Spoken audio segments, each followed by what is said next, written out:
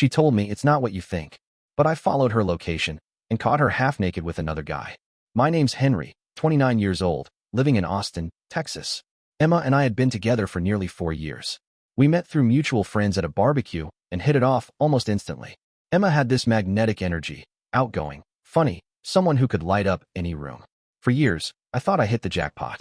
Life was stable. I had a decent job in IT. Emma worked as a marketing consultant. We weren't rich, but we were comfortable. We had plans: buy a house, get married, maybe start a family in a couple of years. Things were good, or at least I thought they were. It started with small things. Emma became a bit more attached to her phone, smiling at texts, taking calls in the other room, or tilting her screen away if I walked by. It wasn't constant, but it was noticeable. When I asked about it, she brushed it off. "Oh, just work stuff," she'd say. Or, "You know how needy clients can be." I wanted to believe her. I really did. But something didn't feel right. One evening, I was watching the game in the living room. Emma was in the kitchen, supposedly meal prepping for the week. Her phone buzzed on the couch right next to me. I glanced. Pure instinct. I wish I hadn't. The message preview read, "Last night was amazing. Can't stop thinking about it." I sat there, frozen, staring at those words like they didn't make sense. My heartbeat was pounding in my ears. I picked up the phone. I shouldn't have. I knew it. But something inside me snapped. The conversation was with a guy named Jason. Scrolling back, it wasn't just one message. There were weeks' worth of chats, some flirty, some vague, some suggestive. They'd talked about meeting, going for drinks, and even things like, "Wish you were here right now." I couldn't believe it. For years. For damn years together. And this is how it ends? When Emma walked back in with a bowl of salad, she noticed her phone in my hand. Her face instantly changed. "What are you doing with my phone?" she asked, her tone sharp but slightly nervous. I stood up. "Who the hell is Jason?" I demanded. She blinked. "Henry, it's not what you think." Classic line. I almost laughed. "Not what I think." "Really? You're texting some guy about last night being amazing. Explain that." She opened her mouth, closed it again.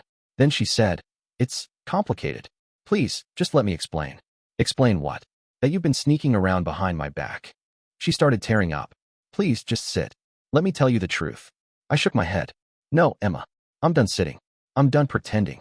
She tried to grab her phone back, but I held it tight. "You've got one chance. Talk." What she said next hit me sideways. "Jason isn't who you think he is. He's my ex." "Oh, that makes it better." I snapped. "No, listen, he's sick. Like, actually sick. He was diagnosed with lymphoma a couple of months ago.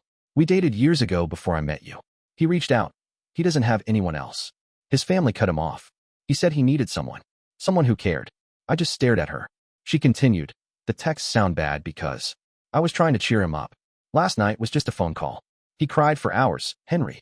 He told me he didn't want to fight alone. I didn't know how to tell you. I was afraid you'd misunderstand." I stood there processing it. My head was spinning. A part of me wanted to believe her. Another part wasn't buying it. If that's true, why the secrecy? Why hide the texts? Why lie? She didn't answer right away. Because part of me still feels guilty talking to him behind your back. But I swear, Henry, there's nothing physical. Nothing romantic. But something about this felt off. Way off. I decided right then, I wasn't letting this slide. If she was lying, I was going to find out. And if she wasn't, well, secrets still have consequences. Should I believe her? Or am I being played? That night, sleep was impossible. I just kept staring at the ceiling, replaying the conversation over and over. Emma had gone to bed after swearing up and down that nothing was happening, that Jason was just an old friend in need. But every instinct in me was screaming. Something wasn't adding up. If it was truly innocent, why the secrecy? Why delete some of the messages? Yeah, I noticed that too. The timestamps jumped. Whole chunks of conversations were missing. The next morning, I told Emma I had an early client meeting and left before her alarm went off. But I wasn't heading to work. I started digging. First stop, social media. I searched Jason. Found him. His profile was public. His latest post? Him at a bar 2 nights ago with the caption, "Had a wild night with someone special." No hospital wristbands. No signs of illness. Just beers, friends, and flirting emojis in the comments. My stomach tightened. I scrolled further. Photos of him at a hiking trail last weekend. A fishing trip a few weeks back. This dude wasn't acting like someone battling lymphoma. Maybe he was lying to Emma, or maybe they were both lying to me. I took screenshots of everything, just in case. Then I checked Emma's phone records. I paid the bill, so it wasn't hard. Hours. Literal hours of phone calls to Jason. Sometimes late at night, sometimes during her lunch breaks when she'd tell me she was too busy to text. I started piecing it together. When she told me she was helping Jason because he was sick, that was half the truth and half a cover. The emotional affair, at the very least, was undeniable. But there were more signs it wasn't just emotional. The next step? Confirm it. That Friday, Emma told me she was going to a girls' night. Some dinner and drinks with coworkers. Her tone was casual, even cheerful. Almost too casual. I waited until she left. 10 minutes later, I checked her location on Find My iPhone. Yep, we shared it for emergency reasons. Funny how trust works, until it doesn't. She wasn't at the restaurant. She was at a hotel. Downtown. I stared at the screen for a few seconds, half hoping it was a glitch. Then the little blue dot didn't move for 20 minutes. 30. An hour. No glitch. I grabbed my keys. My hands were shaking, but not from nerves. From clarity. I parked a block away from the hotel. Sat there for a minute, thinking, am I really doing this? But deep down, I knew I needed the truth. Not guesses. Not assumptions. Proof. I walked into the lobby, acting like I belonged there. Checked the elevator directory. Room 412 was on the 4th floor. Took the stairs. Every step heavier than the last. When I reached the hallway, I stood outside room 412 for maybe 30 seconds. I heard muffled voices, hers and a man's. Laughter. Soft. Close. That was it. I knocked. Firm. Sharp. Then some whispering. The door cracked open. Emma's face appeared, and when she saw me, all the color drained from her face. Henry, what are you? Before she could finish, Jason appeared behind her. Shirtless. I stared at them. No yelling. No throwing punches. Just silence. Then I pulled out my phone. Took a photo. No words. Just the truth captured forever. Emma stepped forward, her voice shaking. Wait.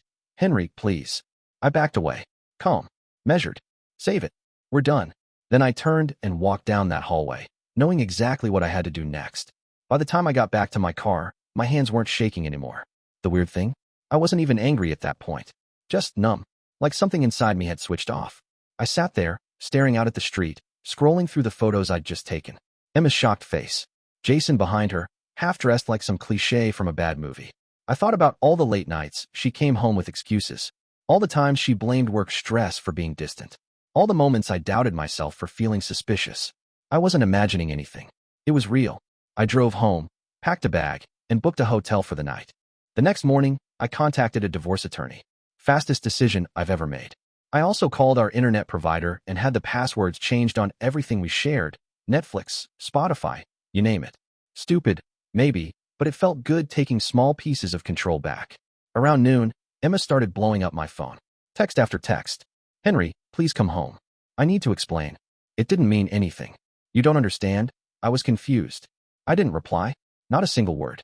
By evening, she showed up at my hotel. I didn't answer the door. Just sat inside, listening to her knock, then hearing her leave after a few minutes. The next day, she emailed me a long apology. 5 paragraphs of excuses, emotional manipulation, and begging. She said she was lost, scared, and that Jason meant nothing compared to me.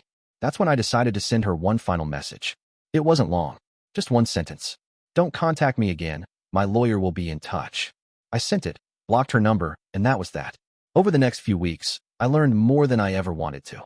Mutual friends reached out. Turns out, Emma and Jason had been seeing each other for months. Even before the Jason is sick story started. A few people admitted they suspected something, but didn't want to get involved. The divorce moved quickly. No kids, no shared property beyond the apartment lease, and I wasn't interested in dragging it out.